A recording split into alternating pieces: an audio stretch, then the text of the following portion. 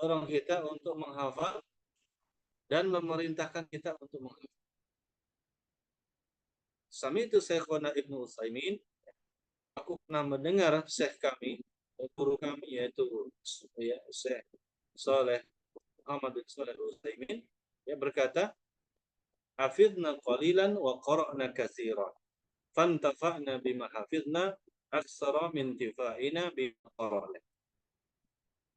Ya, kami menghafal sedikit, kami sedikit menghafal. Tetapi kami banyak membaca.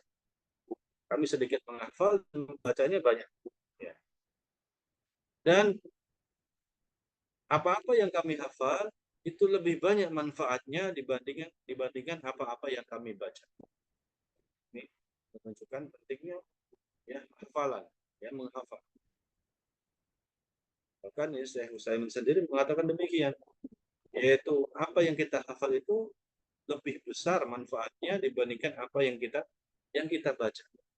Jadi kita tahu sendiri bahwasanya apabila kita baca sesuatu yang kita baca ini seringkali kita lupa. Ya. Mungkin 1 hari, 2 hari lupa yang kita baca. Apa yang pernah kita baca. Tapi kalau kita hafal maka walaupun hafalan itu cuma sedikit, ya, walaupun sedikit tapi ya, itu akan teringat terus. Sehingga apabila kita bertemu dengan seseorang atau ingin memberikan manfaat kepada orang lain, kita teringat, oh ada hafalan yang ini seperti ini. Maka lebih banyak manfaatnya sesuatu yang kita hafal.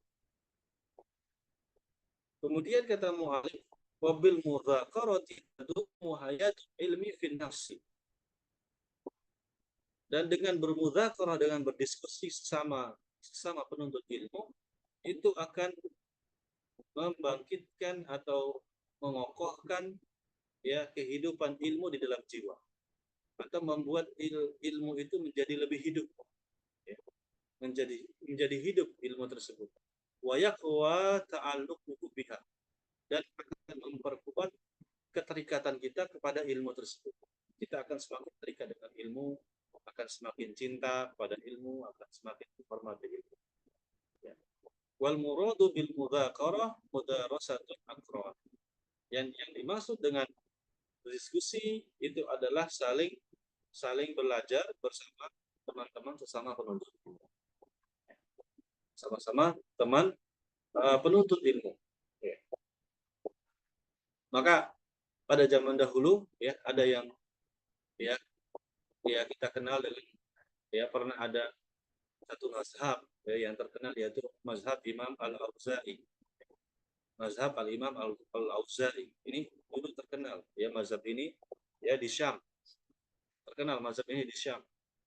Tapi karena ya murid-muridnya ini tidak saling bermudzakarah ya, tidak saling berdiskusi. Jadi ilmu yang disampaikan oleh Imam Al-Auza'i itu hanya dibiarkan saja, hanya dihafalnya sendiri, ya, hanya didiamkan saja, ya. Hanya digunakan untuk dirinya sendiri. Maka mazhab ini hilang. Ya. Mazhab ini lama-lama kelamaan menjadi hilang, ya, tidak dikenal kembali. Ya, sehingga sebenarnya mazhab dalam fikih itu banyak, ya, tetapi yang terkenal atau yang hidup sampai sekarang ini hanya 4. Ya. Mazhab Imam Abu Hanifah, ya, lalu mazhab Imam Malik, ya, lalu Imam Syafi'i dan Imam Ahmad. Adapun mazhab-mazhab yang lain ini banyak yang hilang. Ya, dikarenakan apa? Ya, salah satu sebabnya adalah dikatakan ya para ulama ya bahwasanya murid-muridnya ini tidak berdiskusi, ya, tidak menghidupkan ilmu. Dia hanya mendengarkan dari gurunya saja, tetapi tidak diteruskan bersama teman-teman. Maka ini pentingnya berdiskusi. Ya, berbeda dengan mazhab Imam Ahmad, ya contohnya. Nah, Imam Ahmad ini selalu berdiskusi dengan muridnya, dan murid-muridnya selalu berdiskusi dengan Imam Ahmad. Sampai-sampai dicontohkan, ya, Imam Abu Zur Al-Razi ini salah satu Imam Ahmad, ya, ini saking seringnya berdiskusi sama Imam Ahmad, ya, sampai-sampai Imam Ahmad itu ya berkata, ketika aku berdiskusi sama Abu Zur Al-Razi ini muridnya sendiri, ya, saling berdiskusi, saling bermuzakarah, ya. sampai-sampai aku tidak pernah melaksanakan sholat sunnah, tidak pernah melaksanakan sholat sunnah ketika aku berdiskusi dengan Imam Abu Surah Az-Zuhri. Jadi hanya sholat-sholat wajib saja, hanya sholat-sholat wajib saja. Ini yang dilakukan oleh ya mazhab Imam. Begitu juga Imam Syafi'i. Ya. Imam Syafi'i beliau berguru dengan uh, Imam Muhammad bin Hasan As-Syaibani, yaitu uh, salah satu tokoh mazhab Hanafiyah. Hanafi. Tetapi ya, gurunya juga dia sangat menghormati Imam Syafi'i. Muhammad bin Hasan ini sangat menghormati Imam Syafi'i. Sampai-sampai apabila Muhammad bin Hasan As-Syaibani ini sudah berdiskusi sama Imam Syafi'i, maka sudah lupa, ya, lupa waktu, sehingga banyak hal-hal yang harus dia lakukan, mengajar dan sebagainya, dia tinggalkan, sibuk berdiskusi dengan Imam Syafi'i. Itulah mazhab-mazhab yang sampai sekarang hidup sampai sekarang ini karena apa? Karena dimuzakarah, ya, didiskusikan terus-menerus oleh para murid-murid. Maka apabila kita ingin terus ya, menghidupkan ilmu, ya, menjadikan ilmu itu ada di dalam diri kita, maka kita senantiasa ya, berdiskusi, ya, menghidupkan ilmu itu bersama dengan sama-sama penuntut ilmu yang lain. Kemudian berkata mu'alif di sini, waqad umirna bita'ahudil Qur'anil ladzi huwa aisar ulum. Dan sungguh kita sudah diperintahkan untuk mengikat Al-Quran, padahal Al-Quran itu adalah ilmu yang paling mudah. Rawal Bukhari wa Muslim, sebagaimana diriwayatkan oleh Imam Al-Bukhari dan Muslim, an Ibnu Umar, dari sahabat Ibnu Umar radhiyallahu anhu, anna Rasulullah sallallahu alaihi wasallam qala, bahwasanya Rasulullah sallallahu alaihi wasallam berkata, dia bersabda, innama masalu sahibil Quran kama sali sahibil ibil al-muqattalah in ahada 'alaiha amsakaha wa in atlaqaha dhahabat. Kata Rasulullah SAW, sesungguhnya ya, pemilik Al-Quran, sahibul Quran, permisalan sahibul Quran itu seperti permisalan ya sahibul, ya, pemilik unta yang jinak. Pemilik unta yang jinak. Jika ia mengikatnya terus-menerus, ya, jika dia mengikatnya unta tersebut, dia ikat, maka unta itu kan tidak akan kemana-mana, ya, terus terikat. Tapi jika engkau lepaskan ikatannya, maka unta tersebut akan pergi.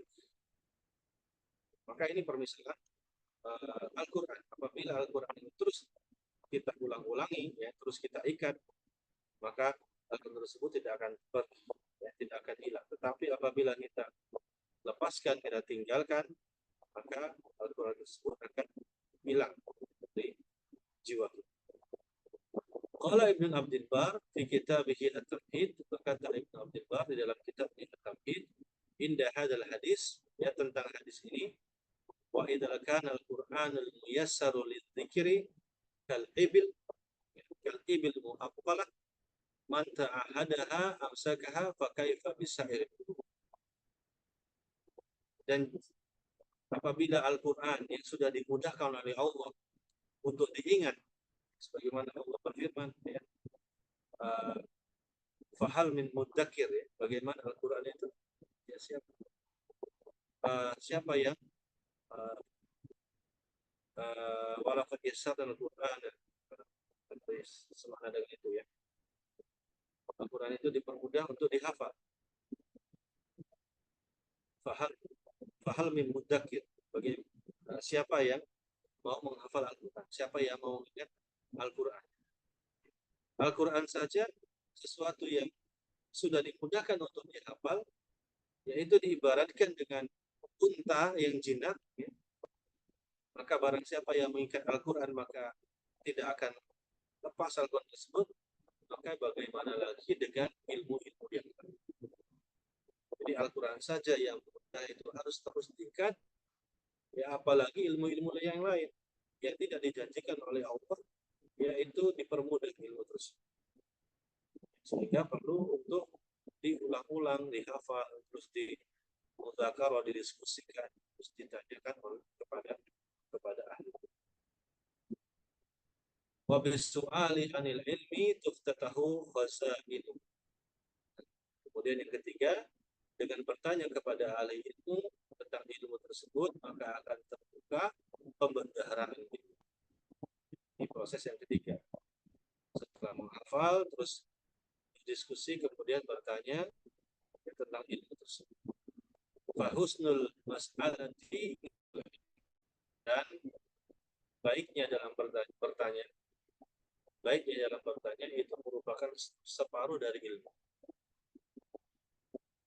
Wasu'alat wasu'alatul musannafah kama sa'ilil ahmad al-marwiyati anhu burhanun jaliyun ala adimi manfaatis su'al. Ini menunjukkan pentingnya bertanya, sebagaimana ya ada kitab yang namanya Masail Ahmad. Masail Ahmad, yaitu pertanyaan-pertanyaan yang ditujukan kepada Imam Ahmad. Nah, pertanyaan-pertanyaan ini dibukukan oleh murid-muridnya. Maka dengan adanya kitab ini, yang berisi pertanyaan-pertanyaan seperti ini menunjukkan bukti atau dalil yang jelas tentang pentingnya manfaat di dalam pertanyaan. Penting di dalam kita mengetahui pembenaran ilmu itu dengan bertanya kepada orang yang bertanya. Wahadil ma'ani salasatil ilmi, dan inilah makna, tiga makna di dalam ilmu. Bimanzilatil gharsi lisyajari wa sakhihi wa tanmiyatihi bima yakfadu quwwatahu wa yadfa'u afatahu. Maka tiga perkara itu seperti kita menanam pohon. Kita menanam pohon, lalu kita mengairinya, memberinya air terus memberikan buah. Kemudian kita menumbuhkannya dengan apa-apa yang kita hafal, sehingga itu bisa menjaga kekuatan pohon tersebut dan juga bisa membasmi hamanya, membasmi penyakit-penyakit yang bisa merusak pohon tersebut. Falhifdu ghursul ilmi, dan menghafal ilmu itu seperti kita menanam ilmu, seperti kita menanam pohon, menanam ilmu. Itu menghafal itu seperti menanam.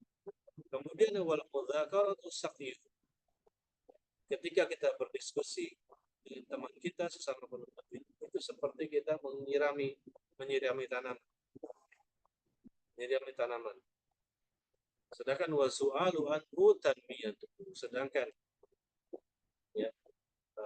bertanya kepada ahli ilmu, bertanya kepada ulama, itu seperti menumbuhkan pohon tersebut.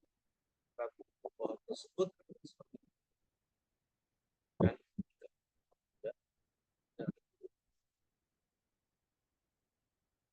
nah demikian pembahasan tentang simpul yang ke-13 di dalam kitab Thulasah Ta'limil Ilmi ini. Semoga penjelasan yang singkat ini memberikan manfaat buat diri kami pribadi dan juga buat yang mendengarkan semua. Kita bagaimana kita bisa muliakan ilmu dan tetap menjaga ilmu tersebut di dalam diri kita, sehingga kita benar-benar